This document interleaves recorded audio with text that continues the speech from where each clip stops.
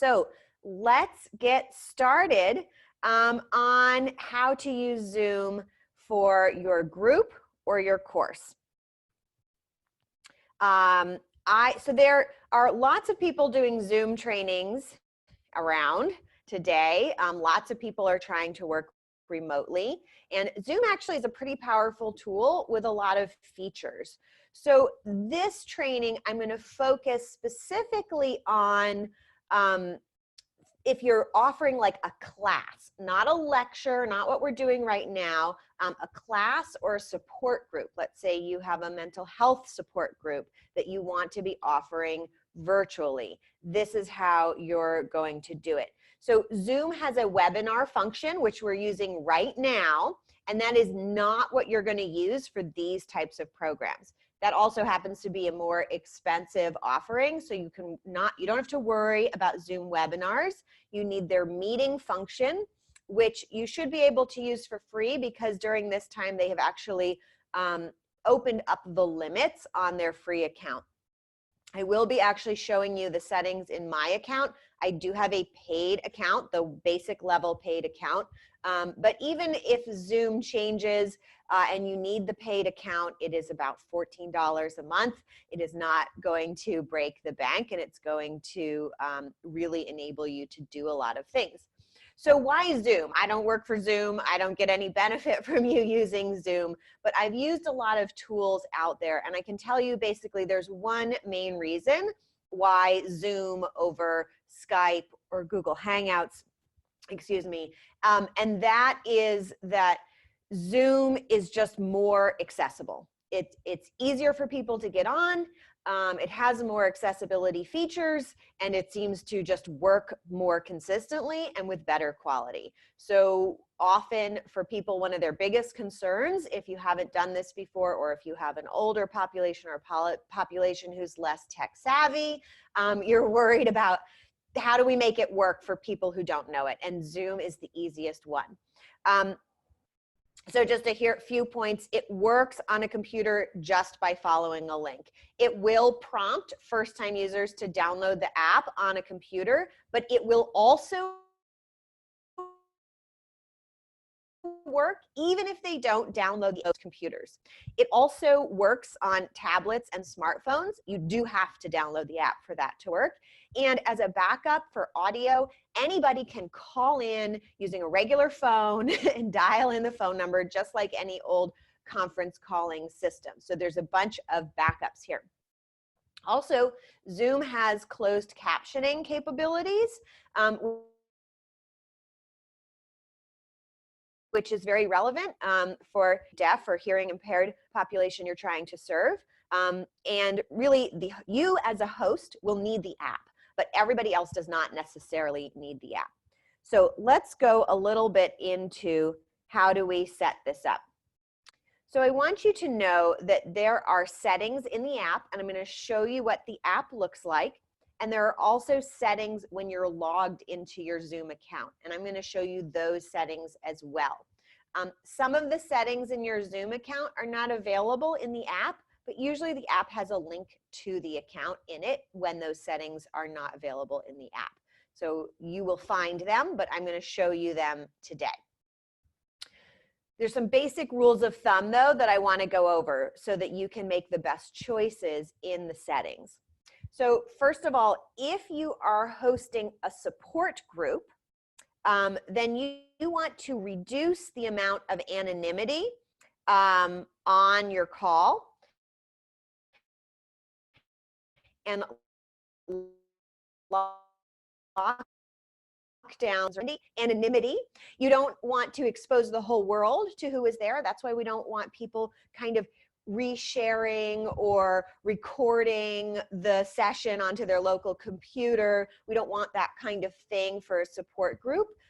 But we don't want people inside the group while you're live, while we're talking, to be anonymous, because that creates only, I'm talking about being anonymous within the group setting, right? No one can walk into your support group in a physical building and be totally like, you can't see their face.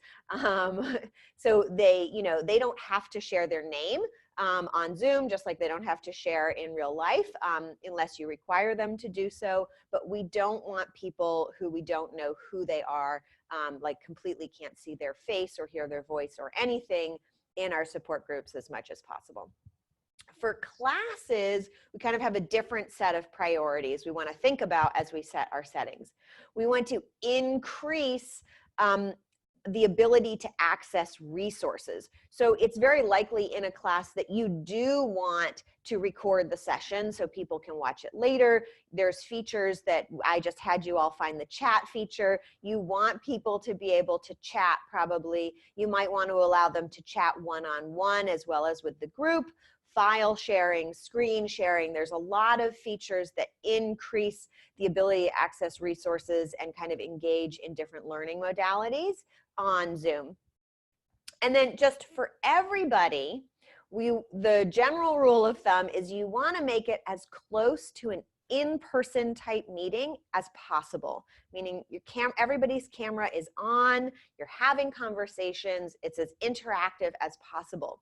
There is a reason why people don't use teleconferencing, conference call platforms without video to do a tremendous amount of support. Yes, meetings happen, but the power of video is so much closer. If you think of a spectrum between, just audio, telephone calls, and in person, the video experience is much closer to the in-person experience than it is to the phone call only. So we really want to push for our support groups, our meetings to resemble that in-person experience as much as possible. So now I am going to show you some of the settings in Zoom and in the Zoom account. So you're going to go to zoom.us after you've created your account and log in. And then you're going to go on the sidebar over here. You're going to click on settings. There are many settings in here. I am just going to highlight, as that reloads, I'm going to highlight the ones I want you to pay attention to. And then I'm going to show you what the app looks like and the things that will be available to you during the meeting as the host. And I will be providing a recording of this, so you don't have to take crazy scramble notes. You can come back and see which things I have turned on and my comments about each one. The recording will email, everybody who's registered will get emailed the link, and the recording we will actually put onto YouTube, so it'll be readily available. Anything relating to, so we have 3 sections here: the meeting, the recording, and telephone settings, and there's some relevant things in each. This side menu will just scroll you down the page. This is one long page here. You definitely want to encourage people to have their video on in either case. That's assimilating an in-person experience. Another setting that I want you to be considerate of is allowing people to join before the host. Unless you have a specific reason not to, you should definitely leave this setting on. Can I make the screen bigger? The screen is full size for me. I can try zooming in. There we go. Is that helpful? You may be able to zoom in on your screen, depending on what screen you're on. But hopefully this is helpful. So joining before the host, this means that if people get onto the call before you're there, the host is there, they can see each other and they can start chatting. So unless you have a really good reason that you don't want people talking to each other before they get there, you want to have this on. Imagine the in-person equivalent is like people are coming into the room or they're getting to the building before, a little bit early, and they're just socializing with each other. This kind of natural socialization really helps warm people up and get people comfortable when you actually begin your meeting or your class. You do not want to use your personal ID in Zoom. So Zoom has a standard link that is always available that's like your personal room. But when you're scheduling your class, you want to schedule a unique in a unique meeting ID for that class. You can keep the same class. You can make a class ID and then use that ID every time for your session. But it's good to keep it separate from your personal meeting ID so that you don't have people popping in to a personal meeting if you ever use that. So make a unique ID for each class meeting that you're holding. So if it's a support group for people who are bipolar, you can have one meeting ID that's used every time for that class. You don't have to worry about passwords. I'm skimming through the ones that are less relevant, but you can certainly, there are good descriptions next to each one. I typically do not mute participants upon entry. And you'll see later in the presentation, one of my best practices is to teach people to self-mute when they're not talking, especially to eliminate background noise, and to unmute. I like to enable people to be able to talk initially, but then be able to mute and unmute themselves. This is just their calendar integration function moved from the settings piece to another place, but I do recommend you integrate your calendar. I'll talk about that a little more.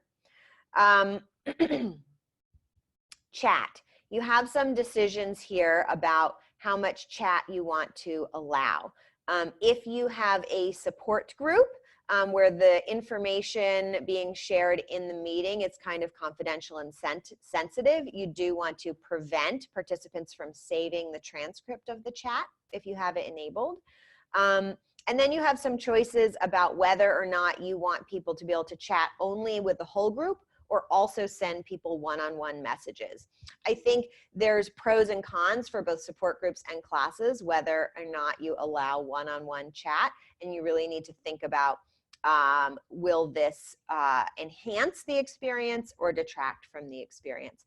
But I think, you know, when it comes to replicating an in-person thing, it is helpful sometimes to have the ability to one-on-one chat, just like you might have a coffee chat with somebody at the side, you know, along the side of the room, or when you're waiting in the room.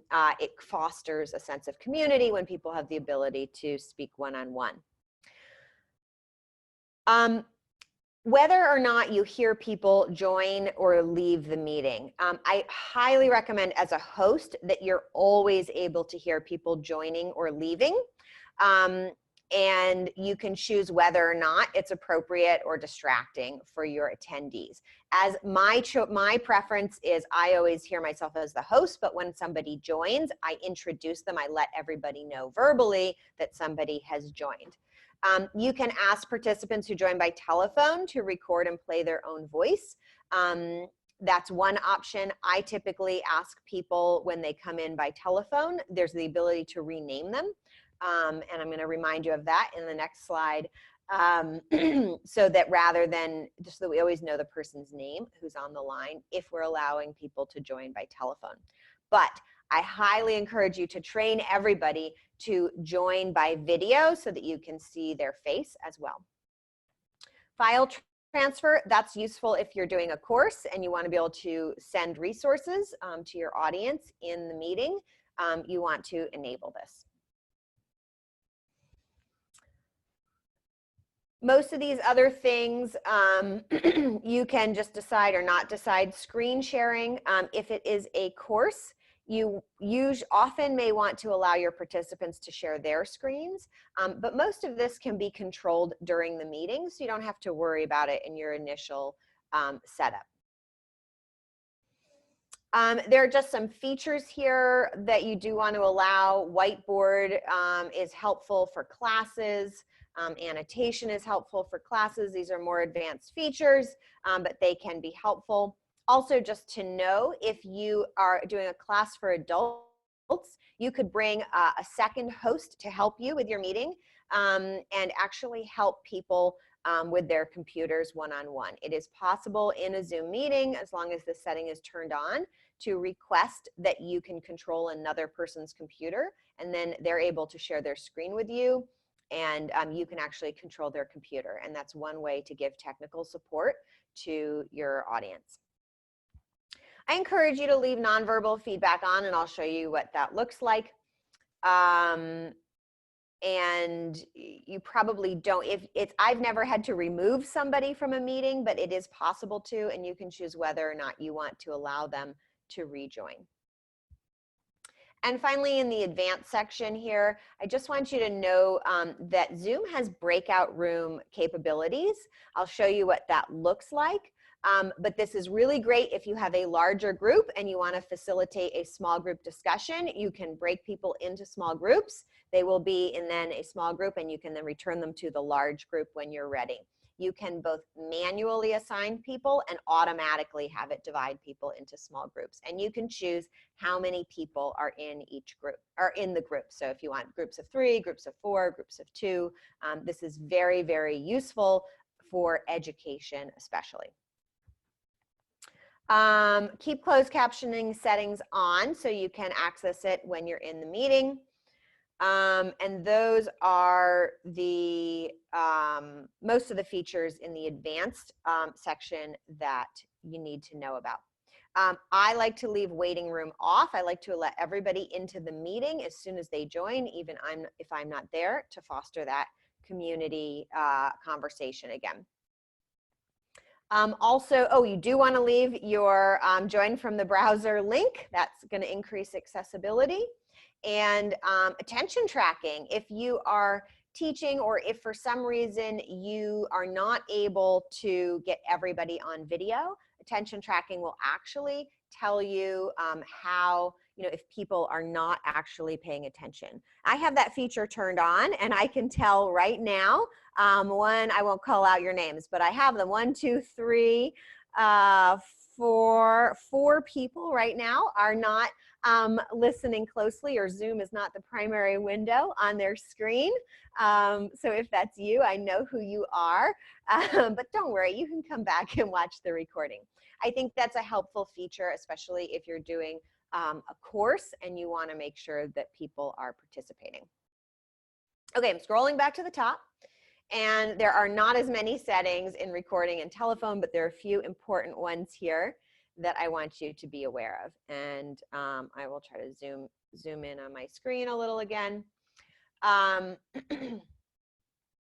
So here's, you can give or deny people permission to record locally. That's separate from you being able to record. And typically I encourage you to record to the cloud with Zoom.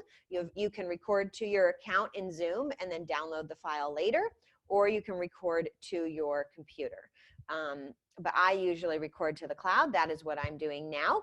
And then you have a choice to share the video directly on the cloud on Zoom, or you can download it and put it somewhere else.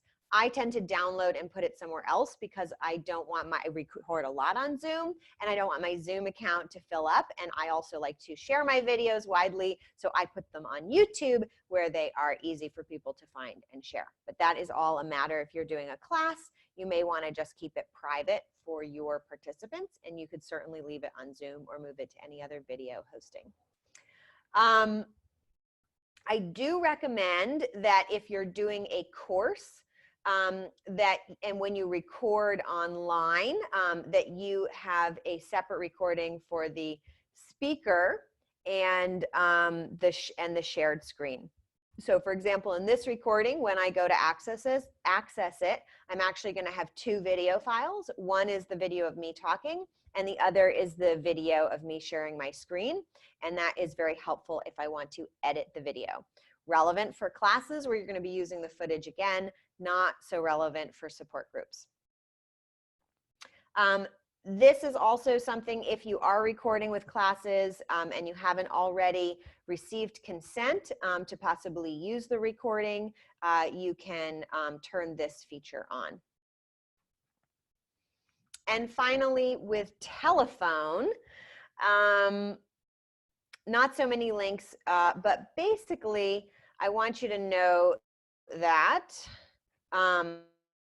you have the option to mask the phone number in the participant list. So if you are running a support group where people want to be able to call in but don't want their phone number shared with the whole group, you definitely want to turn this feature on so that people are not sharing their phone numbers with everybody. So those are the settings in your Zoom account that you need to be aware of. Let me pop back here. Are there any questions specifically in the Zoom account that I can answer now before I move on to what it looks like in the Zoom app?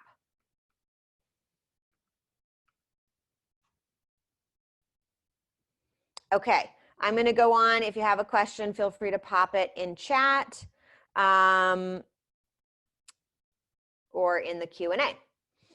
So I am using Zoom right now, so I went ahead and took some screenshots to help you see the different features in a regular meeting, because I am using the webinar feature right now. So this is, and let me make this bigger. So this is what it looks like. This is without my camera on, but typically you would see your video here.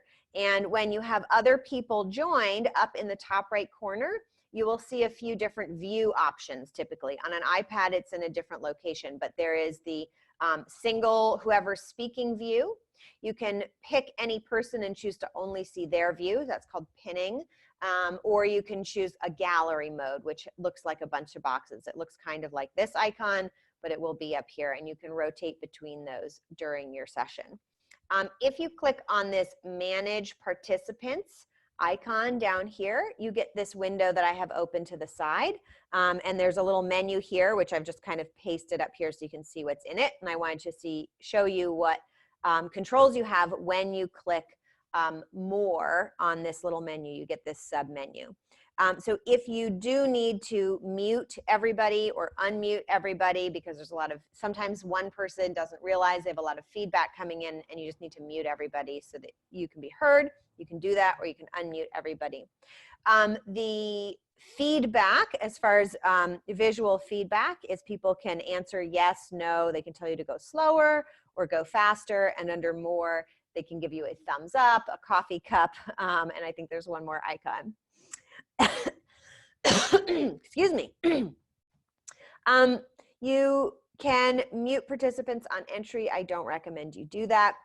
These are just some abilities. If you're running a support group, or if you have a class where it's really disruptive for people to show up late, you can lock the meeting at a certain point after you've gotten started so nobody else can come in. That's probably helpful for some of you. Otherwise, as the host, you have your mute, unmute button.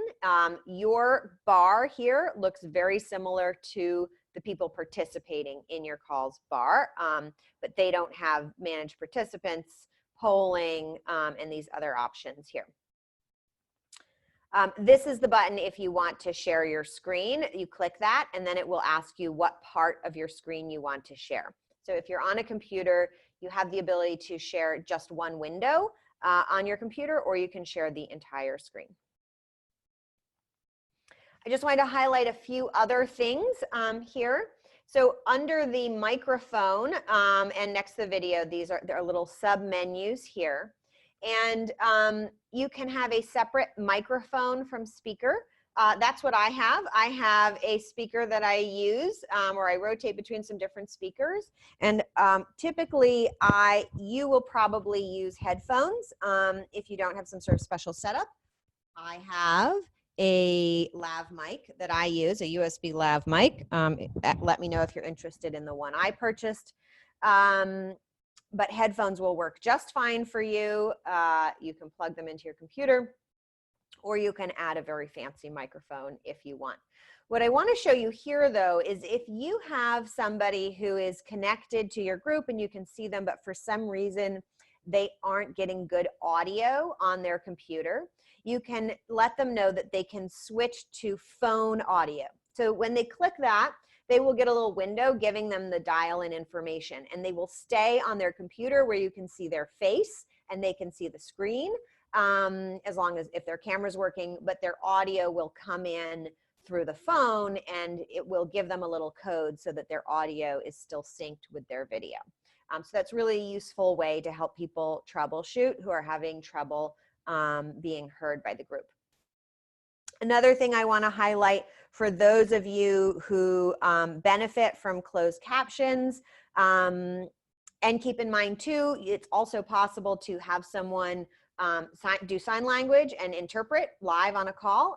That's an option for you as well, to make Zoom calls more accessible. But you can choose to type the captions yourself, assign a participant to type the captions as you go, or you can use a third-party service.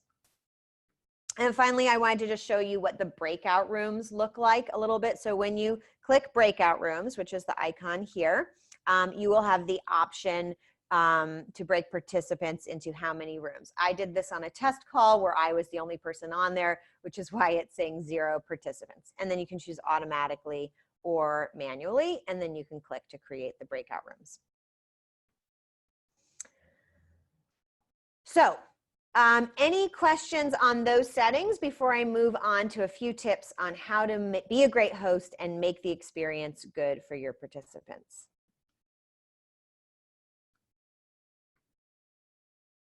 Okay, I will save plenty of time. I'll stick around for questions at the end. So I have tips for you on technology and your setup, and then I have some tips for you on how to make it a good experience, an engaging experience for your participants. First, Zoom has an integration with most of the major calendars out there, Google Calendar, Microsoft's Calendar, a few others. I highly recommend that you add this integration in. And I think I have on the next screen, I'll show you what that looks like. For me, when I use Google Calendar, I create a new event, and right in that event, because I have the integration, I have the ability to, this says, make it a Zoom meeting. I already had made it in this screenshot. And that automatically fills in the unique meeting ID and all of the scheduling information, the invitation below. So that will make your life super easy when it comes to scheduling these and getting the Zoom information. Also, you can make a meeting ID, as I said before. I said this before, but I just want to reiterate. You can make one ID for your support group or your class, and then you can use the same ID every time. The IDs do not expire. If people call in as the host, you have the ability to rename them from their phone number to their name. So I always do this when people call in, because it helps people know who's talking if they call in and are unable to share their video, or just to make sure everybody knows everybody's name. So you can, you will see it when you see their face or their call in, it'll show their phone number, and there's a little corner menu button. It's 3 dots. And you can click on those 3 dots, and you will see one of the options will be to rename them. And you can type in their name. And use headphones if you don't have a good mic. It's really important that people can hear you well, and to eliminate background noise. You might be forgetting that there might be other people around you now that you're remote. So I encourage you to use headphones or a microphone. One thing I want to point out here as well, this is the standard invitation that Zoom generates. It will generate all this information. However, it is possible to customize what it generates in your account. And I have done that here because I encourage everybody to join by video, and you can make your own custom message at the bottom. Views, right? There's gallery mode, speaker mode, and you can pin one person. I call gallery mode the Brady Bunch mode. If you're doing a class, I encourage everybody to turn that on yourself so you can see your participants all at once, and also teach your participants how to change the different views, and that they can move to gallery mode and actually have a conversation and see everybody's faces. So the number one thing I can tell you that is hard about switching to virtual meetings is a lot of people are shy or nervous about sharing their video, right? It certainly is a new kind of vulnerability. Many people are not used to showing the inside of their home if that's where they are, or they feel like they have to dress up. You will need to use your social leadership skills to encourage everybody to share their video, put their faces on, and make video sharing their own faces, the expected norm. I can't tell you how important this is. And it's really easy to say, oh, well, if you're shy, don't show your video, but it will degrade the quality of the experience of your group, the feeling of connectedness, and the meaningful conversations that can happen if you aren't able to get all people or most people on video. So I highly encourage that. It is a learning curve for people who aren't used to this. So as the host, you just need to make it a safe space. Let everybody know this isn't about judging how people look, and ask everybody who doesn't have their video on to please turn their video on. That's really the number one most important message I could tell you of this whole training about having a successful virtual class or support group. Otherwise, teach people how to mute themselves so that you are not muting and unmuting them and nobody gets stuck muted. If they are on the phone only, they can dial *6 to toggle between mute and unmute. If you have a large group, do use the breakout rooms. They are really fun. There's nothing like having a small group conversation with maybe 3 or 4 people to dive deep on a topic and then return to the larger group to further the conversation. And do an icebreaker. I have heard a lot of questions on the internet recently about whether or not you can do singing on Zoom. Zoom is very, very smart with audio. So it tends to pick up the audio of the person who's speaking. It will also, if you start speaking when you are muted, it will display a little message saying, hey, you're muted, and nobody can hear you. Unmute yourself. But also, if you have a group of people and you all make a sound together, it will push all of the sound through at once. So I was once in a group where we ended every session with a virtual gong, and everybody would raise their hand on the count of 3. We'd go gong, and you could hear everybody's voice. So it is possible to make noise together, to do singing, to do that kind of thing. It works on Zoom. So I encourage you to do that. So some sort of group noise making is really helpful. Body mirroring. This is one of my favorite activities in an in-person session that really helps bring people together as a group, and it's simple to replicate on Zoom. All you're going to do, in fact, I will, and you can do a show and tell as well. I'm going to stop sharing my screen for 1 second so you can see me. I can't see you or know if you're doing this, but I encourage you to do this with me.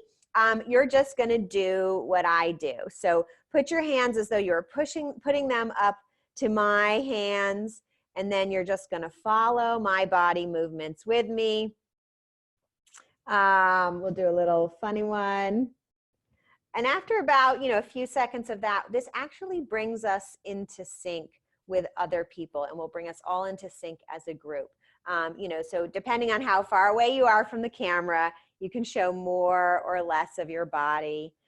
We can have the the COVID sneeze, or also known as the popular dance move, do a dab.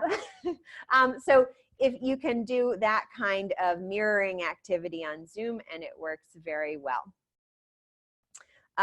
So let me reshare my screen, which I seem to have lost my last slide.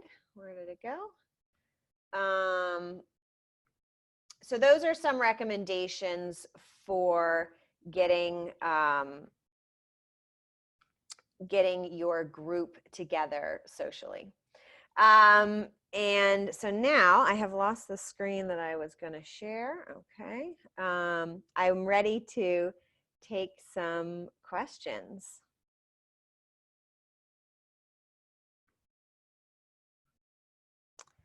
Can you pre-prepare the breakout room participants before the meeting?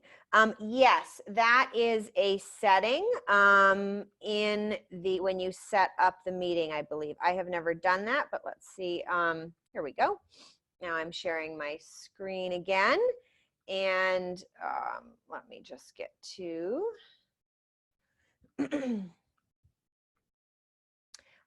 in Zoom, I believe there is a setting to preset the breakout room participants. So I'm pretty sure I will check on that. If somebody else has a question, by all means, pop it in.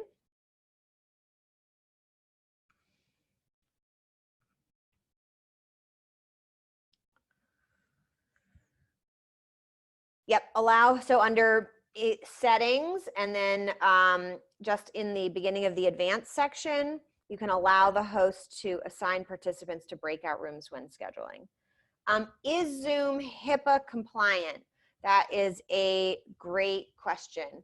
I will also note, for those of you who have to go, I am doing free consultations with anybody who needs them. Just go to pivotground.com/apply. I'm happy to get on a call with you one-on-one for about 45 minutes, and we can troubleshoot your specific situation.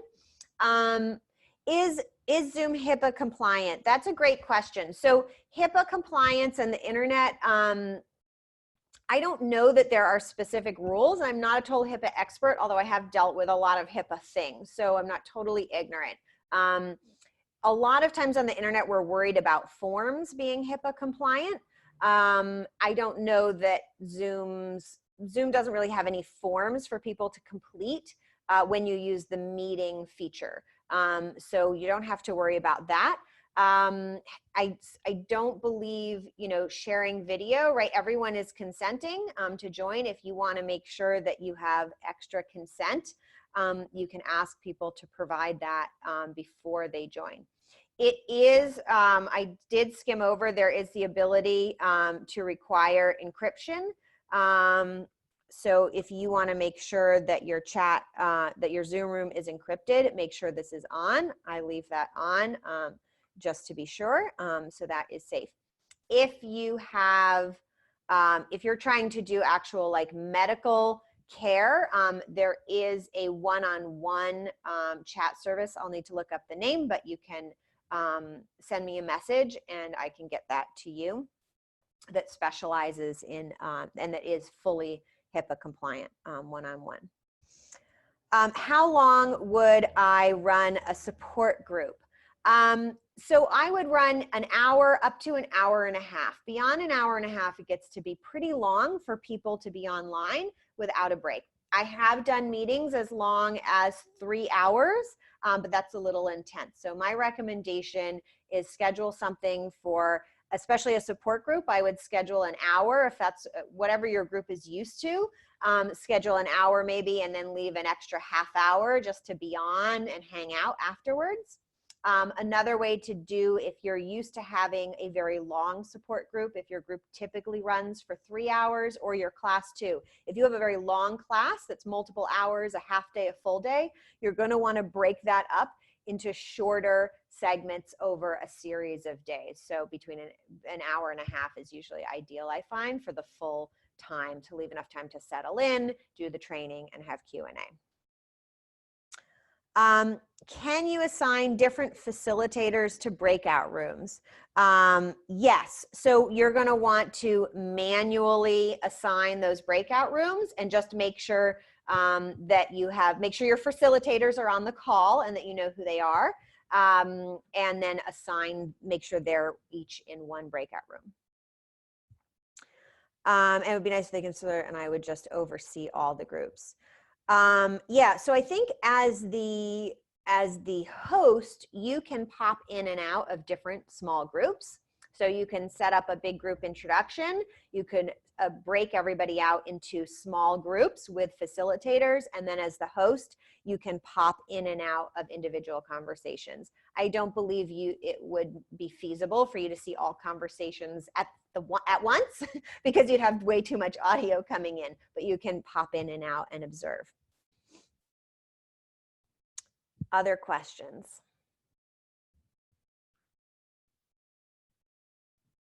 Those were really, really good questions. I love them.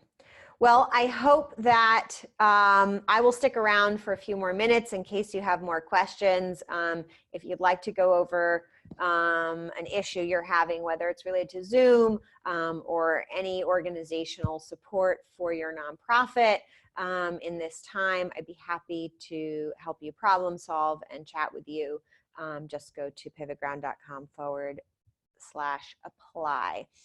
Yes, if you registered, which you did if you're on this call, we will email you the link. My assistant is on standby to get this video uploaded to YouTube ASAP. So probably within a couple hours by the end of the day at the latest.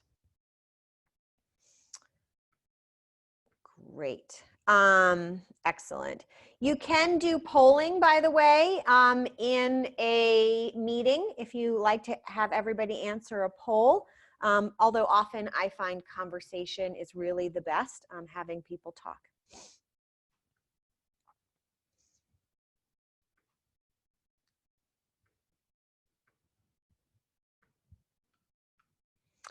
If I had a member of the meeting on the phone, would they be able to hear the whole of the room they were in?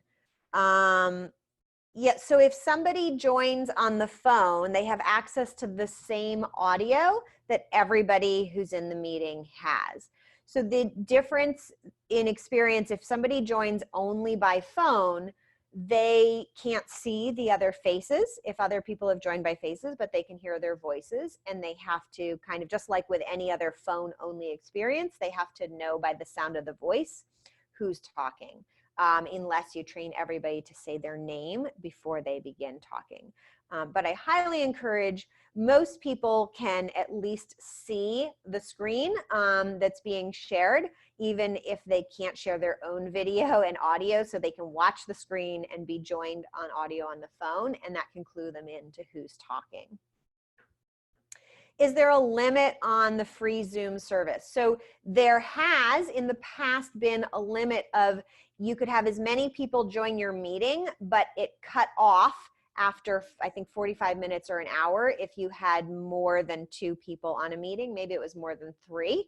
You could have an unlimited number of people on your meeting for less, not unlimited, but a large group for less than 45 minutes. However, considering how many people are having to work remotely because of the coronavirus, Zoom has unrestricted its free accounts. So right now, there is not a time limit on your larger meetings. I don't know at what point they will reinstate that limit, but as I said, a basic paid account, I think, is about $14 a month. So it's not cost prohibitive to have more people in your meeting. Great, Sharon. I'm so glad that this was helpful. I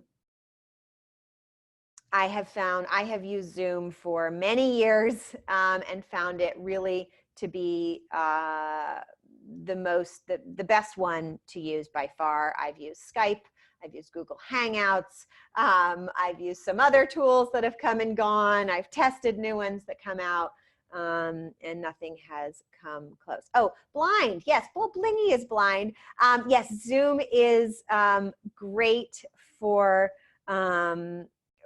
folks who are blind. Of course, you may not need the video features as much, but there's plenty of audio support for people. You definitely, if you are working with a blind population, sound quality, of course, is going to be extra relevant, quickly solved by really, I use a nice microphone, but you can just basic headphones that attach to a cell phone or your computer with the microphone works very, very well. No, so insurance, oh my goodness. So insurance for services is tricky, and you may find if you're used to having insurance for your physical meetings, you should check with your insurance agent, but what you're probably used to having is like trip and fall insurance. It's essentially liability insurance for people physically entering your premises. They are not physically entering their premises, so you're not liable for their physical well-being as long as they're wherever they've chosen to be and using their own device. So you shouldn't have to worry about that. As far as ensuring the quality of your service, that is a whole different type of insurance, and you should talk to your insurance agent about that.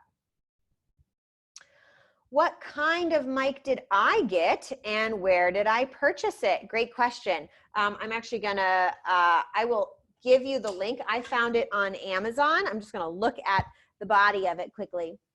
It's called a Fini Fine, F-I-F-I-N-E, F-I-F-I-N-E, F-I-F-I-N-E.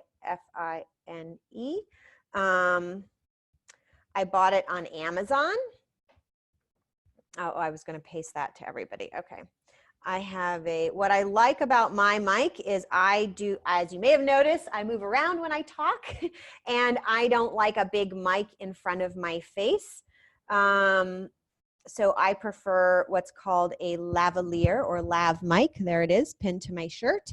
And this particular lav mic fit the bill for me because it actually plugs into my computer as a USB.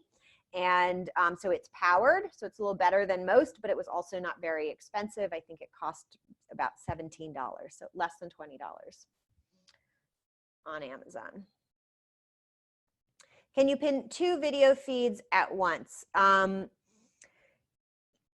So that's a good question. It's really 2 audio feeds that you'd be concerned with for a sign language interpreter, sorry. I just said read language interpreter. Yes, so everybody's feed comes in, the whole meeting, everybody. You can have, 75 feeds all in at once. And you can choose to put it, each viewer can choose the view that they're looking at. So that's in your participants' control.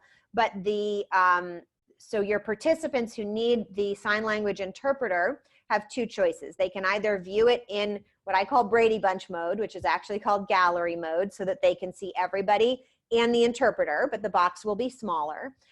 Or if that's too hard to see, they can choose the interpreter's video and they can pin that video.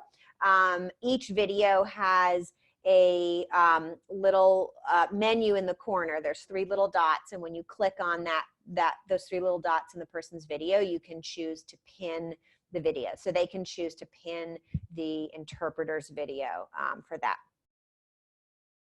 Can you share documents that participants can download? Yes, one of the features in the Zoom account is to turn on file sharing in chat. And if you have turned that on, then you can share files through the chat directly. Another way that some people do this is if you have your files uploaded to Google Drive or Dropbox, excuse me, you can just share the links to anything right in chat, and then you don't even have to have that feature turned on.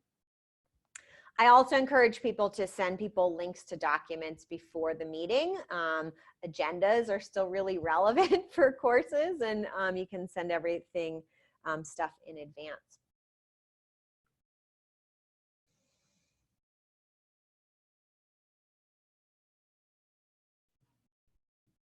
Any other questions?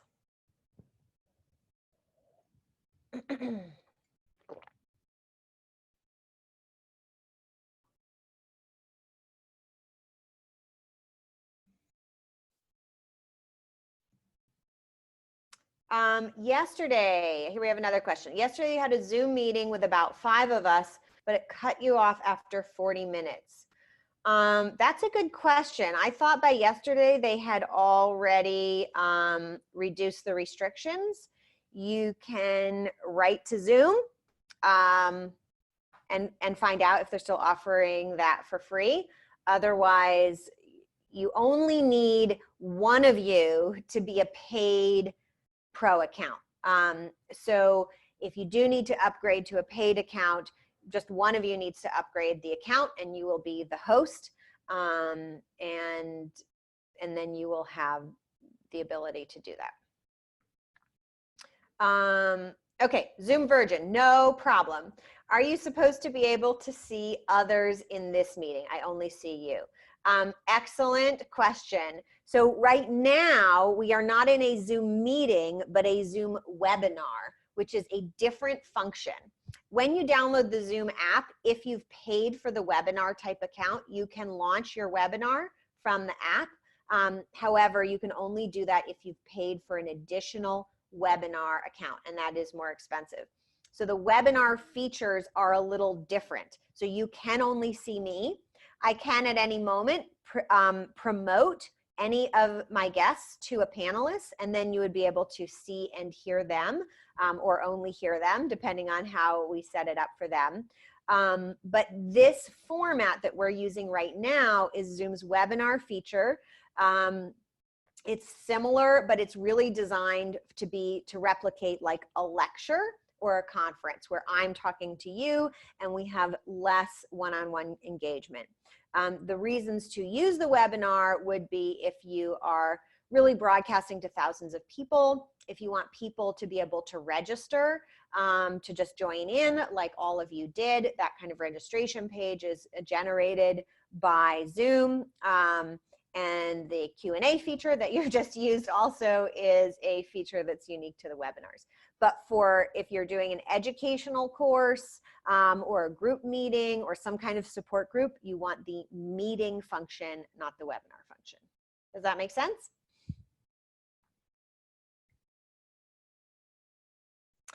Can you buy a one-off meeting with polling facilities for something such as an AGM? I'm not sure what AGM is. The meeting function has polling in it. I don't think you can pay for a single meeting, but you can pay for a single month. That'll cost you, I haven't looked up the pricing, but as I recall, it's about $14. It may be as high as $24.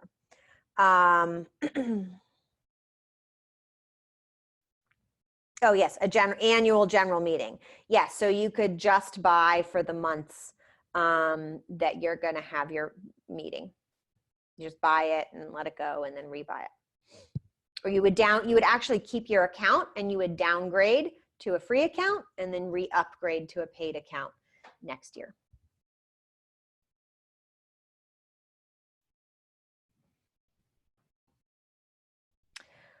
I should point out that, thank you, Sheila. Zoom has their own resources. I highly recommend if you need to just get a quick reference, that you use Zoom's resources rather than something that someone else has put together. That's not what I wanted to show you. Because the app does get updated, things change, and you can count on Zoom to be the most up-to-date source of accurate information about how the platform is working. How do you practice creating a webinar without participants? Great question. So let me just stop my share here.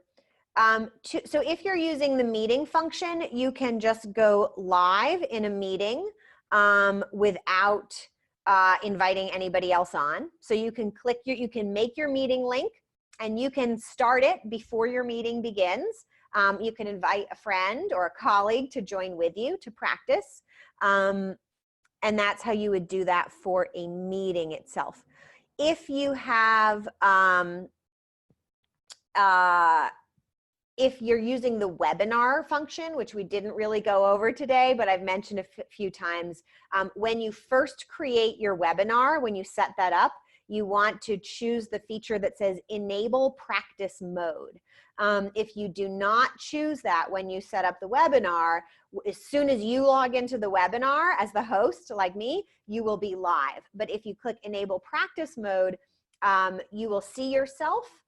You can have other participants, panelists, the other guests with you, not guests, but your guest panelists can join with you.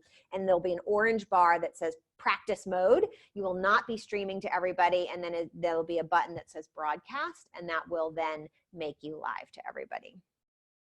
So that's unique to webinars. For meeting functions, you're just gonna sign in at a time when no one's expecting you to be there.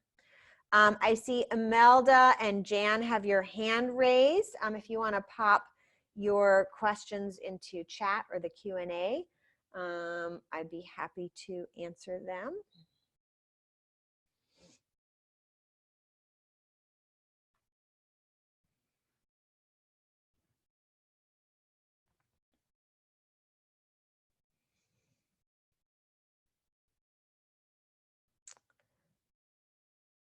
You're welcome.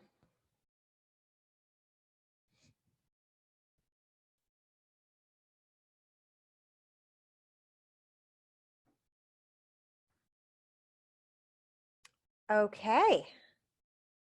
Excellent. Thank you, Imelda. As I said, awesome. No problem. If you didn't realize your hand was raised, at least now you know the feature. Excellent.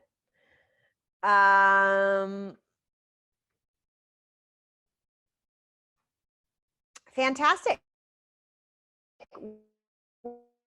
Well, it looks like, TechSoup has a bundle starting at $65. Jennifer, are you able to tell us what's included in that bundle? Roxanne, I'm so happy I was able to be helpful to you. And like I said, we will get this recording up on YouTube as soon as possible, so you can rewatch it. Sharon, it is my pleasure. Brings me a great sense of comfort and to be able to share this at a time when it is so helpful for people. And I really hope that, especially for those of you who run support groups that are needed now more than ever, that you get brave and try doing it online.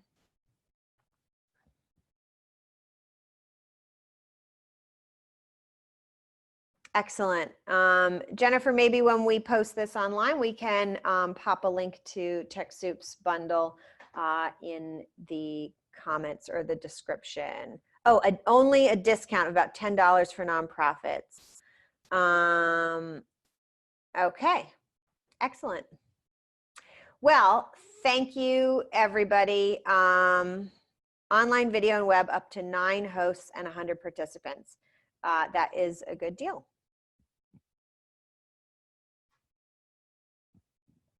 You run 4 support groups, getting participants to participate virtually. So I have a few comments on that. As I said, I think it is really people who aren't used to joining online, they can feel very nervous about sharing their video. So some of the things that I like to do when I start a call or even in the email inviting people is to let them know that this is a safe space. That we're not recording, that we are showing our faces so that we can have meaningful conversation. We're not here to judge anybody, and that just make that safe space, hold that space sacred, and get everybody to do it, right? If everybody's doing it, it really makes it easier. Be the first to show your face. Another thing I can say about access, having done a fair amount of work with homeless and very poor populations, I can tell you that even most homeless people have a smartphone that they can get free Wi-Fi on from a public space like a library or some other space that has Wi-Fi. I know many places may be closing at this time, but the Wi-Fi should still be accessible from the street if needed. So people, that tends to be their main lifeline to the world. Even when they don't have a phone number, they have a phone that doesn't have calls anymore, but they can access Wi-Fi and get on the internet and be able to access an online support group. So this, even though you may worry about people not having technology, they probably do have the technology to join the call. Anybody who owns a laptop that they purchased within the last 5 years probably has full video, audio technology. Yes, and the call-in option is always available to anybody. They can call in. There are multiple numbers Zoom provides for people to call in. They have international numbers. If you have an international population calling in, people don't have to make an international call to do it. So that's fine.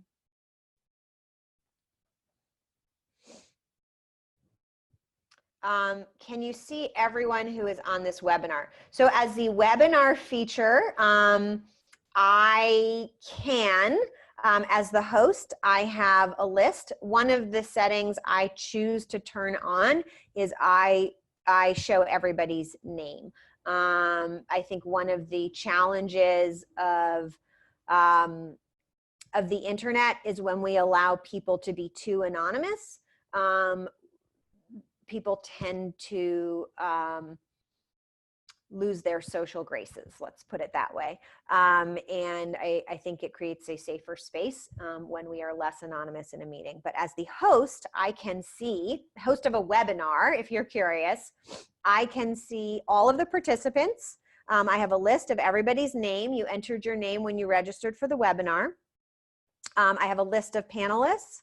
I have the ability to message other panelists. There's only one of me at the moment, and I can message each participant. I can also remove a participant. I can promote a participant to a panelist, and I can allow a participant to talk. I can also lower people's hands for them. I can see whose hand is raised, and I have a Q&A box. If you've used the Q&A box, I am able to choose to type the answer to a question or answer it live and then mark it as done. So I don't have to worry about keeping track of which questions I answered or did not answer.